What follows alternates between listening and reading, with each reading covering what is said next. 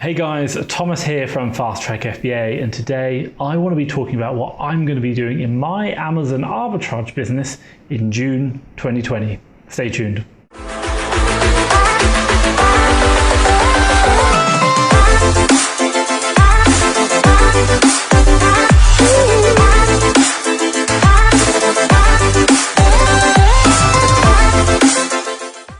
Okay guys, it's June 2020. Oh my God, it's like Q3. This year is just flying by. I just don't have any time in my life at all. So look, I don't want to waffle on. Let's get straight into it. Okay, today I want to talk about 4 things. Number 1, I want to be talking about the Bounceback Loan or coronavirus loan. Number 2, I want to be talking about networking. Number 3, I want to be talking about what I'm doing with my purchasing manager and how we're changing the way we're doing our purchasing. Number 4, I want to be talking about replenishables. So let's get started. Okay, number 1, coronavirus or the Bounceback Loan. Now, today my Bounceback Loan has landed in my account and I'm excited. There's a lot of money that I can now invest in my Amazon business. And if you don't know about it, or if you're thinking about it, I'll give you a quick rundown of what my understanding of it is, but also do get professional advice. Don't just take what I'm saying. This is not professional advice. Disclaimer. So, number 1, you can get up to 25% of your annual turnover, and if it's this year you started trading, you can estimate what that's going to be, and that's up to a maximum of £50,000.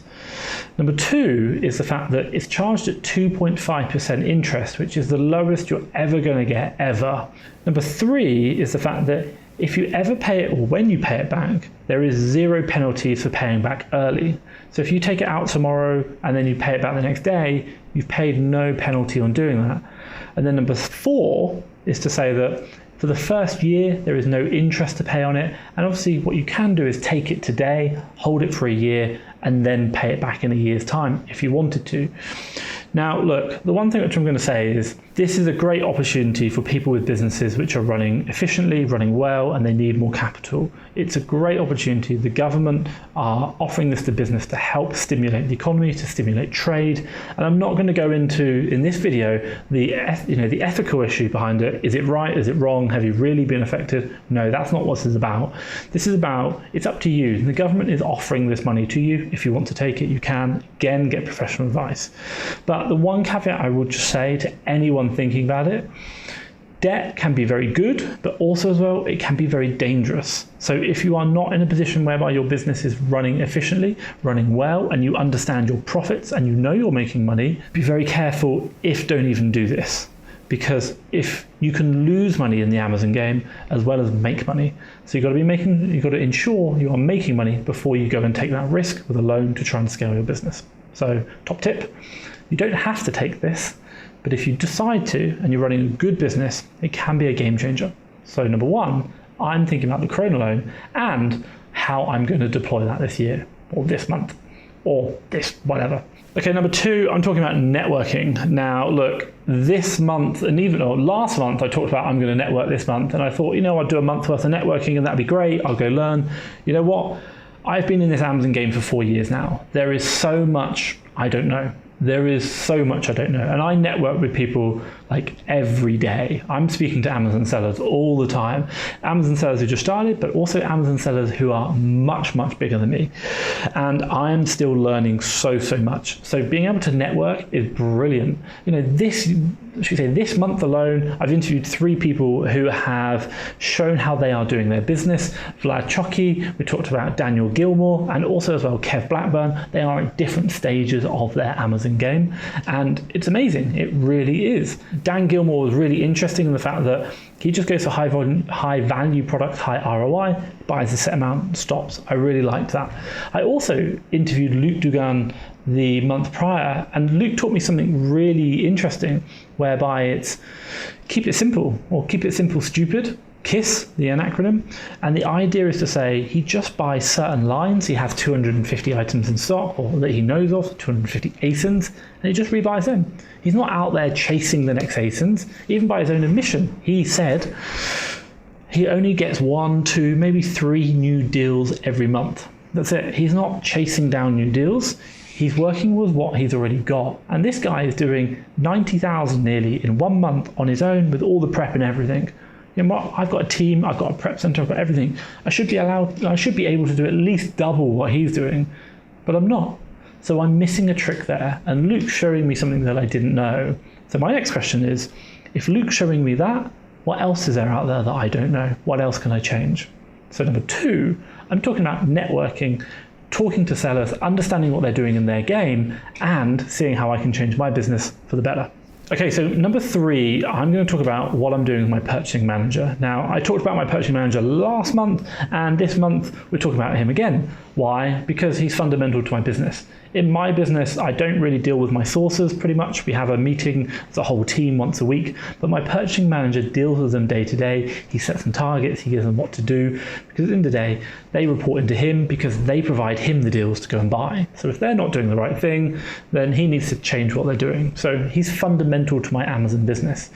Now, we looked at some of his purchases, what he's buying, and the way he's working. And what I'll say is, we looked at those purchases, those reviews, in mind with what I'd learned from other sellers in the past. And I'll come back to Luke Dugan. I talked about him just a minute ago.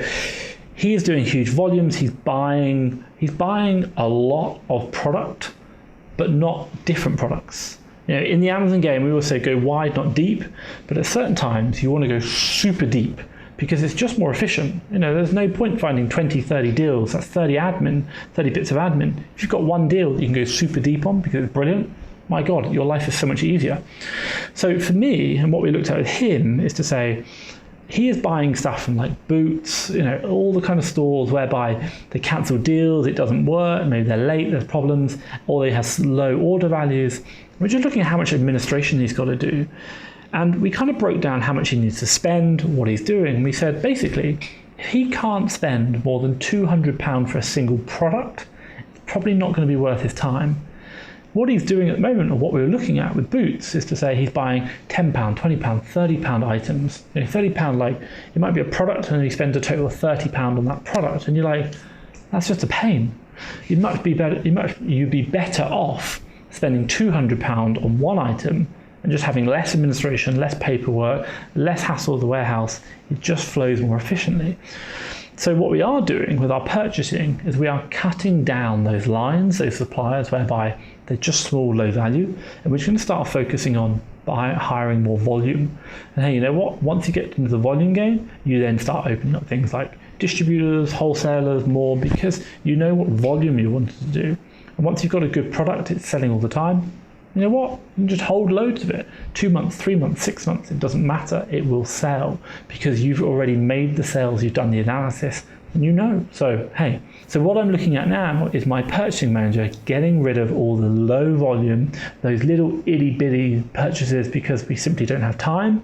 And for him, every product that we want to be buying now, we are looking to invest a minimum of £200 into that one line for each time we purchase it. If not, much more, but preferably not less than that. Number 3, purchasing manager. Okay, so number 4 is replenishables. Now, if you don't know, I've been working with a lot of good sellers or big sellers working around the FastTrackFBA Ultimate Sourcing Sheet. And right now it's still in beta. We're just getting it finalized, ready to launch. Now, one of the really big things we've learned from this is, and I again come back to Luke Dugan, who is amazing at doing replenishables, Mr. FBA UK. One of the things we're seeing is that there are 250 ASINs which he has that he's aware of, and at any one time he has 100 of them in stock. Now the simple thing is the fact that he's just rotating around those 250 ASINs. He's constantly looking for new suppliers, new source for those ASINs, but it is just those ASINs. That's it. His life is simple, it works. And for us, and what we've seen in the Ultimate Sourcing Sheet is that instead of going out there and sourcing new deals every single day, chasing that new deal, and hey, I run a lead service, the amount of people like new deals, he's saying, actually, how can we make more of what we've already got? How can we make more of what's already selling? And how can we get better source, get better supply, better prices? Now, my God, you might have bought a deal which is great, fantastic, and then it's gone out of stock, maybe the supplier's changed, but are you constantly rechecking that? Are you looking for new suppliers? Are you proactively going out there to wholesalers to find that at a better price? Because you know what? You know that that product sells, you know that that product works, you know the market, you know how many you can sell, you know what your target price is, you know the volumes. That's perfect. You have all the key ingredients you know to find a replenishable item. And now it's just about making it work. There's no point trying to find the next replenishable. Work with what you've already got. So that's really interesting. So for me and my business and what I've looked at from the Ultimate Sourcing Sheet, speaking to other Amazon sellers, and what we're doing with my purchasing manager is taking our top, let's say 100, top 200 ASINs, and we're just making sure that, number one, can we get them in stock all the time? And if not, number two, should we be buying a lot more of them and holding them? Because you know what? They're always going to sell. Why not hold 2, 3, 6 months worth of stock and then just let it run down? Because that's exactly what Luke's doing, and it's working really well for him. And my God, he's doing it on his own. So if I can replicate that, I should have a really good business. So number 4, replenishables, replenishables, replenishables. Okay guys, so that is my rundown for June 2020. Now look, I'd love to know what you're doing. Drop it down below. Let me know what your top tips are or what you are going to be focusing on. The one thing I've kind of learned by doing these videos is time flies. And unless you kind of give yourself something to focus on just for that month, it just kind of seems like every month's the same.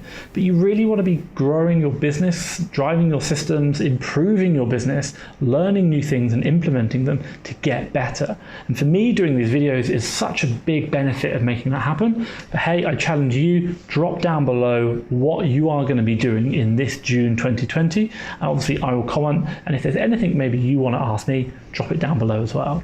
But give me a thumbs up if you like this content. Hopefully it's been useful and maybe you've learned something, let me know. But for me, Thomas Parkinson, at FastTrackFBA, thank you very much.